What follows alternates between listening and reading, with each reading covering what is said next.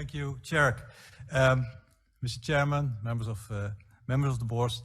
Mr. McKenzie, nice to meet you in person, finally. My name is Mark van Baal. Follow This. We are a group of green shareholders in big oil. And Follow This has supported Shell to drive the energy transition since 2015. Last May, our climate resolution, which supports Shell to set targets, emission reduction targets that are truly in line with the Paris Climate Agreement, got the support of almost one third of your shareholders. And in May 2022, our resolution will come to vote again at your AGM, then obviously in the UK, in London, I suppose. Today, you have our support to move to a single share structure in the UK. In your announcement, you assert that a single share structure, and I quote, will strengthen Shell's ability to rise to the challenges posed by the energy transition.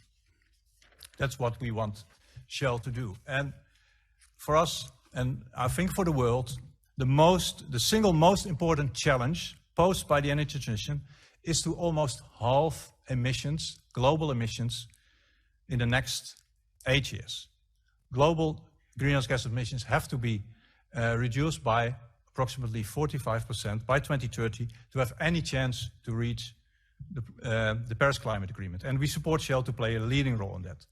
So, according to the Paris Accord, the IPCC, the Glasgow Pact, the Dutch ruling, the Dutch District Court of The Hague, and almost one third of your shareholders, absolute emissions have to go down by approximately 45% in 2030. So please be aware, this is in the next 8 years. These decisions to achieve this enormous overhaul of the entire global energy system has to be taken in the next couple of years, in your tenure, Mr. McKenzie. In your tenure, you have to take very bold and brave decisions to drive the energy transition to achieve the Paris Accord. And we Follow This, and an increasing number of shareholders therefore need an answer to the following question. This question is, will Shell's current target reduce your net absolute emissions by around 45% by 2030? Okay, well, great to meet you as well in person, Mr. Van Baal. I'm certainly aware that some of the biggest challenges in energy transition will be faced within the next, as you put it, 8, 9, 10 years.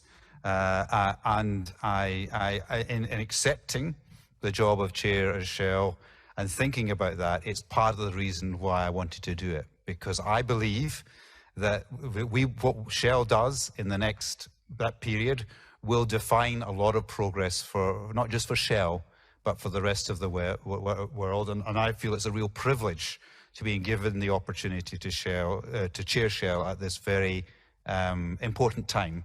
And I think you've described it very well. So no issues there. I think you're well aware of our approach. And I've talked about continuously trying to do better than we think it could be possible today. Maybe we can do more tomorrow, provided we can bring, importantly, other stakeholders along with us, governments, and most importantly, our customers. I hope you've noted what I mentioned earlier, that we now, I know it's perhaps not quite as quick as the way you're describing it, but relative to 2016, we expect to halve our Scope 1 and 2 emissions by 2030, and we continue to work extremely hard on our Scope 3 emissions. I think Shell has pioneered the approach of working sector by sector to show how we can change our offer to our customers so that they can continue to do their business, but do it with emitting less and less carbon. And we have a wide range, and I've been incredibly impressed by the amount of conversations that are happening sector by sector by sector on our Scope 3 emissions to bring that about.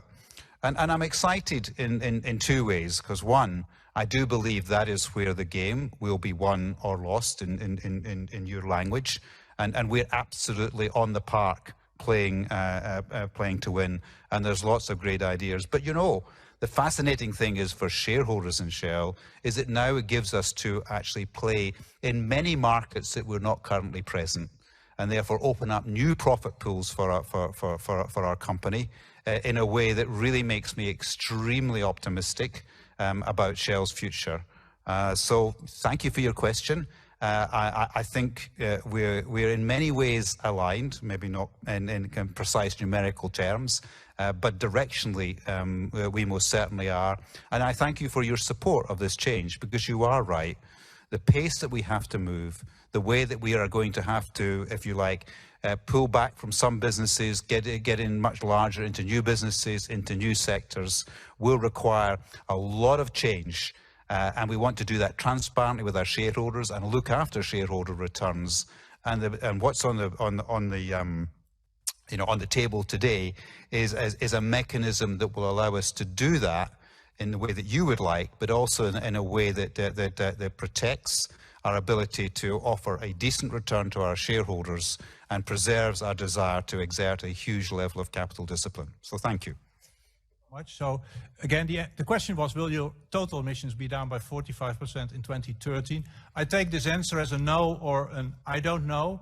Luckily, there's an Australian research institute who went through your Powering Progress program, through all your publications, and they projected your emissions in the next 10 years. Their conclusion, and I advise you and all shareholders to read this report. It's published by Global Climate Insight. It's an Australian research institute. They concluded that your emissions in 2030, based on your current strategy, that these emissions will not be down, no, they will be up by 4%. And that's an issue your shareholders have with you right now. So, Mr. McKenzie, somebody has to tell you the truth. No, but let me, look, I mean... And your shareholders are losing their patience. No, shareholders are losing their patience. You need to decrease your emissions. And well, I know we're talking about absolute versus relative emissions. But I don't think you can take it as a no. I think we are trying very hard to substantially reduce the carbon content of the products that we offer, whilst continuing to serve the markets and provide all the services that Shell have provided for over 100 years. To the extent that we're able to do that, we will have shown the world what is possible in moving towards decarbonisation. We may measure it differently. We may feel more strongly about the carbon intensity of our products than you do. But I don't think you can take it as a no. But I'm sure we'll have this debate again when we come to our AGM, when we publish our update on Powering Progress, and I will make sure your concerns are properly addressed to the satisfaction of all shareholders. Thank you. You're right. So looking forward to see you in May in London.